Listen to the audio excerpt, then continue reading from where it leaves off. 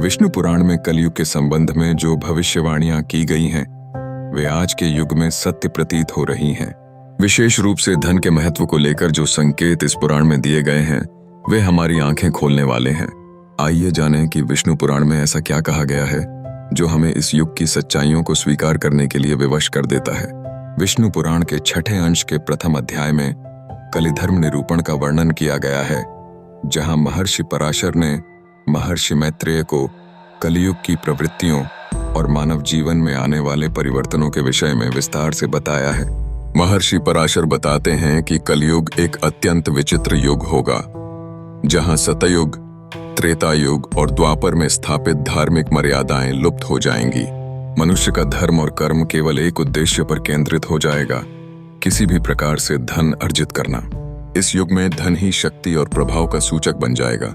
लोग अपनी प्रतिष्ठा और प्रभुत्व प्रदर्शित करने के लिए नैतिकता और धर्म की चिंता किए बिना सभी साधनों से धन प्राप्ति की लालसा में व्यस्त रहेंगे। महर्षि पराशर आगे कहते हैं कि इस धन लिप्सा के बावजूद मनुष्य को संतोष की प्राप्ति नहीं होगी। वह निरंतर ऋणग्रस्त बना रहेगा। मनुष्य लाखों करोड़ों की आय करेगा, परंतु उस धन का अधिकांश भाग अपने आवास की व्यवस्था में व्यय कर देगा। इस प्रसंग में महर्षि संभवतः आज के समय में प्रचलित गृह ऋण, होम लोन की ओर संकेत करते हैं, जहां लोग जीवन भर घर बनाने के लिए ऋण चुकाते रहते हैं। ऋण समाप्त होते ही पुनः नए ऋण का जाल आरंभ हो जाता है। परिणाम स्वरूप व्यक्ति जीवन भर ऋणग्रस्त रहता है और लक्ष्मी की कृपा होते हुए भी उसे समृद्धि की अनुभूति नहीं होती। महर्षि पराशर बताते हैं कि कलयुग में थोड़ा सा धन अथवा पद प्राप्त होते ही व्यक्ति अहंकार से भर जाएगा। लोग धन के बल पर स्वयं को श्रेष्ठ मानकर दूसरों को तुच्छ समझेंगे।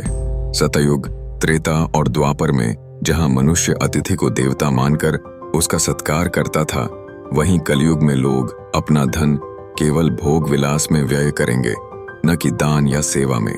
इस युग में विवाह संबंधों में भी गुण, संस्कार और ज्ञान की अपेक्षा आर्थिक स्थिति को प्रधानता दी जाएगी। लोग केवल धन के आधार पर जीवन साथी का चयन करेंगे। धन की चाह में संबंध टूटेंगे और जहां धन होगा वहीं नए संबंध स्थापित किए जाएंगे। यहां तक कि जो व्यक्ति अधार्मिक और निंदनीय कार्यों में लिप्त होगा, यदि वह धनाढ्य है तो समाज उससे भी सम्मानपूर्वक व्यवहार करेगा। लोग धर्म, दान और पुण्य कार्यों को भी गणना करके करेंगे और थोड़े से दान से स्वयं को धर्मात्मा कहलाने का प्रयास करेंगे। विष्णु पुराण हमें केवल डराने नहीं, चेताने आया है। धन अर्जन आवश्यक है, लेकिन उसका मोह नहीं। धर्म और संतोष ही कलयुग के अंधकार में प्रकाश की किरण है।